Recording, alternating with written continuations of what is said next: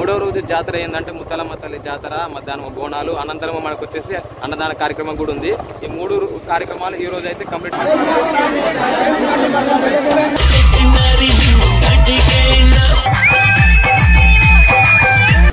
Okay, ఇందాక ఎంత మనుషులు నట్టినా కూడా ఓట్లే డోజర్ టాటర్ నెట్టగానే బయటకు వచ్చేసింది.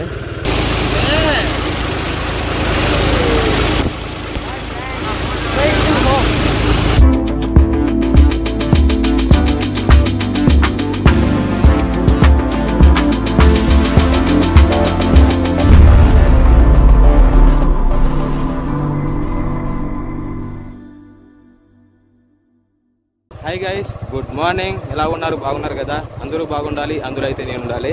ప్రస్తుతం ఈరోజు మన జాతరలో మూడవ రోజు జాతర ఏంటంటే ముత్తాలమ్మ తల్లి జాతర, మధ్యాహ్నం బోనాలు, అనంతరం మనకు వచ్చేసి అన్నదాన కార్యక్రమం కూడా ఉంది. ఈ 3 కార్యక్రమాలు ఈ రోజు అయితే కంప్లీట్ అవుతుంది. మూడో రోజులో ఈ ముత్తాలమ్మ తల్లి వచ్చేసి సుజాత నగర్ నుంచి మన ఊరికి వచ్చే దారిలో మనకి ఊరి ఎంట్రన్స్లో అయితే ఉంటుంది.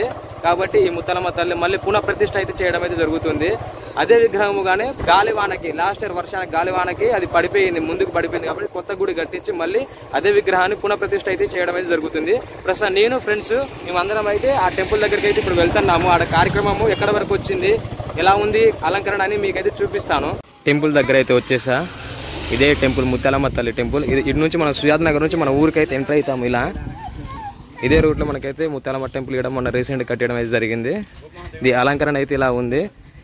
ఇక్కడైతే ఇంకొక 1.5 hour 2 hourలో అయితే ఇక్కడైతే విగ్రహ ప్రతిష్ఠ అయితే చేస్తారు. ముత్తాలమ్మ తల్లి పాత విగ్రహమే, మన విగ్రహం ఏడుంది అదే ప్లేస్లో ఇక్కడ మళ్ళీ కొత్త విగ్రహం అయితే కూర్చోబెట్టడం అయితే జరిగింది. ఆ పాత విగ్రహం వచ్చేసి మహిమ గల తల్లి. ఇన్ని రోజులు ఈ మహిమ గల తల్లిని అయితే ఇక్కడ పందిరేసి కూర్చోబెట్టారు చెట్టు నీడ కింద. ఇక్కడ కూడా పెద్ద చెట్టు ఉండే, అదే గాలికి పడిపోయి టెంపుల్ మీద పడగానే ఇలా పడిపోయింది ముందుకి.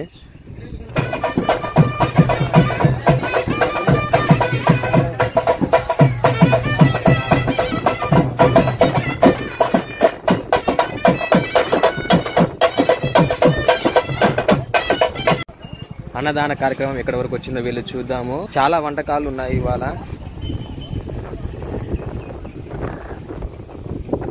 ఇక్కడ అయితే వేప చెట్టు కింద అయితే అన్ని కటింగ్ ప్రాసెస్, ఎవరి పనిలో వాళ్ళు అయితే ఉన్నారు.